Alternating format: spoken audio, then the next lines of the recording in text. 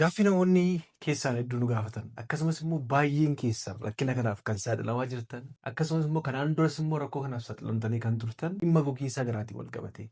Gogiinsi garaa fi hariiroon gogiinsa garaa fi kintaarotii gidduu jiru maali? Gogiinsa garaa fi kintaarotiin hariiroo akkamii waliin qabu? Akkasumas immoo gogiinsi garaa namarra turuun immoo mallattoo dhibee hamaallee ta'uu akka danda'u beektu, dhibee kaansarillee ta'uu akka danda'u beektu. Egaa kabajamtoota hordoftoota keenyaa guyyaa har'aa dhimma gogiinsa garaatiin wal qabate sagaraa maaliif nama qoqqoobu yookiin immoo gogiinsa garaa wantoonni namatti fidan maali? Akkamitti immoo of yaaluu dandeenya? Gogiinsi garaa akka namatti hin dhufneef immoo maal gochuu qabna? Dabalataan immoo gogiinsi garaa yoo isin mudate mana keessatti akkasumas immoo yaalii akkamii argachuu qabdu? Qorannoo dabalataa akkamii gochuu qabdu? Kan jedhu kan walii ilaallu ta'a jechuudha.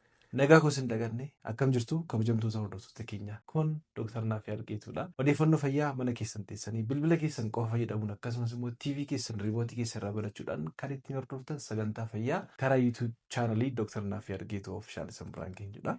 Egaa kabajamtoota hordoftoota keenya guyyaa irraa kan walii ilaallu dhimma gogiinsa garaatiin wal qabate namoonni baay'een kusataan hedduunis yaaliidhaaf kan na bira dhufudha. Egaa gogiinsa garaa maaltu namatti fidaa? Maalirraa kan namatti dhufa kan jedhu kan walii ilaallu ta'a jechuudha. Egaa gogiinsi garaa kan jennu akkuma beekamu gaa nyaanni nuti nyaannu erga fudhannee booddee afaan keenya keessatti turraa'ee qonqoo keessaan gadi bu'ee gara marrummaan qallaa keessaa xuuxamee gara marrummaan furdaatti darba marrummaan furdaa keessaas muraasni xuuxamee naannoo sagaraatee ba'a jechuudha. Kanaaf egaa wantoonni xuraa'aa ta'anii erga nyaata nyaannu keessaa xuuxamanii wantoonni qulqulluu ta'an qaama keenyaaf barbaachisan hin xuuxamu. Keessattuu marrummaan qallaa keessatti baay'inaan xuuxamni gaggeeffama jechuudha. Akkasumas immoo marrummaan furdaa keessatti immoo bishaan xuuxamuu danda'a. Isa booddee maaltu ta'a? Sagaraan hin ba'a jechuudha. Kanaaf gabaabaadhumatti sochiin sagaraan yookiin immoo xuuxamuun kunii fi sochii sagaraan marrummaan kana keessa deemu wantoota garaagaraatiin to'atamu. Sammuudhaa iddoon dhiigaa jiru nerviin jira. Akkasumas immoo maashaan marrummaan ni jira jechuudha. Wantoonni kunniin akka peeristaalis muuvment kan jennu yookiin immoo nyaanni yookiin immoo sagaraan marrummaan kana keessaa ba'ee akka gadi ba'u akkasumas immoo nyaanni nuti nyaanne keessaatii wantoonni qaama keenya barbaachisan yookiin immoo nutriyoontoonni akka isaan xuuxaman gochuu keessatti gahee olaanaa qaba jechuudha. Egaa gogiinsa garaa yeroo jennu namoonni baay'een gogiinsa garaa irraa rakkatu. Gogiinsa garaa yeroo jennu maal jechuudha? Tokkoffaan torbanitti yeroo 3 gadi sagaraan kan isinirraa bu'u yoo ta'e keenyaaf amma kan jiru yoo ta'e yookiin immoo deemtanii namoonni hedduun shintibeetii madaqanii ta'anii ka'u. Wantoonni kun yoo ta'e gogiinsa garaa jenna.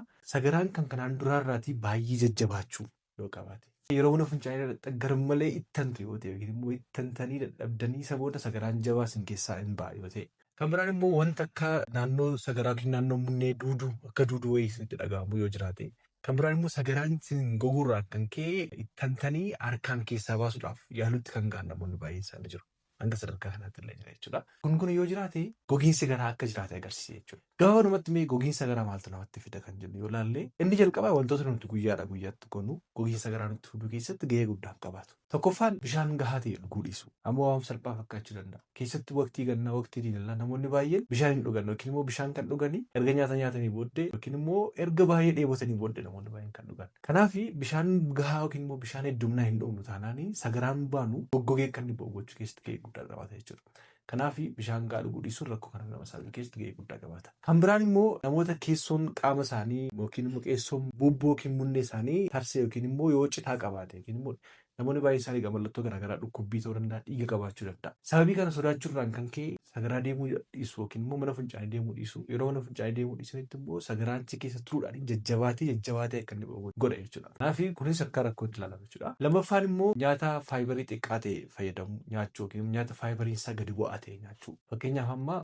yeroo baay'ee nyaata coomaa fi zayita qabu kan hundumaa kan soorattan yoo ta'e yookiin immoo wantoota faayibarii olaanaa of keessaa hin qabne fayyadamtu yoo ta'e gogiinsa garaaf nama saaxilu keessatti illee gahee guddaa qabaata jechuudha. Inni kan biraan egaa dhibeewwan garaagaraa jira. Fakkeenyaaf amma cufamuu marrummaanii namoonni qaban jiraachuu danda'u. Kaansariin marrummaanis akkasumas immoo dhibeewwan garaagaraa rakkoo gogiinsa garaatiif illee nama saaxiluu danda'u jechuudha. Inni kan biraa wantoonni gogiinsa garaatiif nama saaxilanii sochii qaamaa gahaa ta'e gochuu dhiisuun illee gogiinsa garaatiif nama saaxiluu danda'a.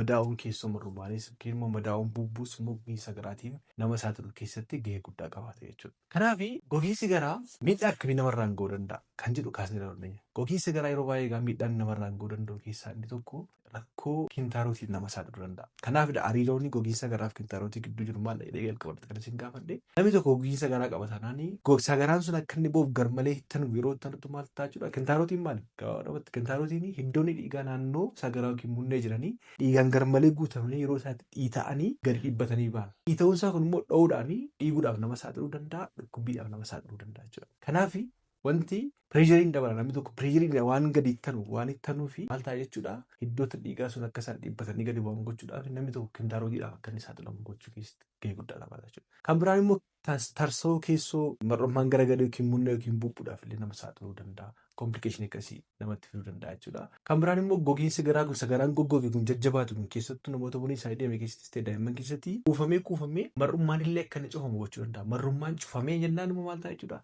Wantoonni nuti nyaannu gadi ba'an jiru. Naatiif namni tokko garaansaa kadhii ta'uu yookiin immoo hanga sadarkaa dhootti illee ga'uu danda'a jechuudha. Dhiibbaa akkasii namarraan geessisuu keessatti illee gahee guddaan qabaata jechuudha. Dhukkubii garaa kan biraatiif illee nama saaxiluu danda'a. Kanaaf gogiinsa garaa yaaliin isaa maal fakkaata yookiin immoo akkamitti ofirraa dhorkuun danda'ama kan jedhuu fi gogiinsi garaa baay'ee sirrakkisuu ta'e tokko irratti akkuma jalqaba sanitti godhaaf yaalee bishaan baay'inaan dhugaa bishaan sirriitti dhugaa sochii qaamaa sagantaa ta'e sochii qaamaa gochuun baay'ee hammi dhiiga gara naannoo mar'ummaanii deemu dabaluu danda'a. Dabalataan immoo perisaalis muuvment yookiin immoo sochiin yookiin immoo socho'iinsi maashaawwan mar'ummaanii dabaluu danda'a waan ta'eef kana itti keessatti gahee guddaan qabaata. Kan biraan immoo nyaata fakkeenyaaf amma faayibarii olaanaa of keessaa qaban boloqqee ta'uu danda'a, baaqelaa ta'uu danda'a, giriin vejiteebilsi yookiin immoo wantoota giriin ta'an yookiin immoo kan akka raafuu fa'aa kanneen nyaachuun hin qofamu jechuudha.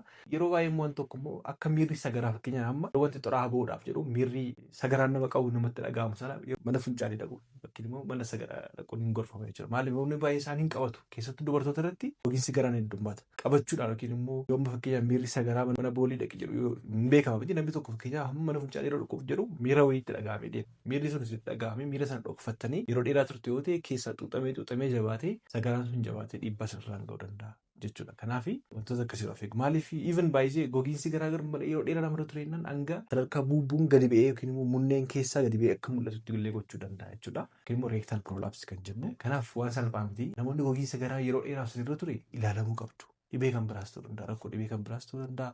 Qorichoonni garaagaraas immoo istireesiin dhiphinnis immoo wantoota kanaaf nama saaxiluu danda'a.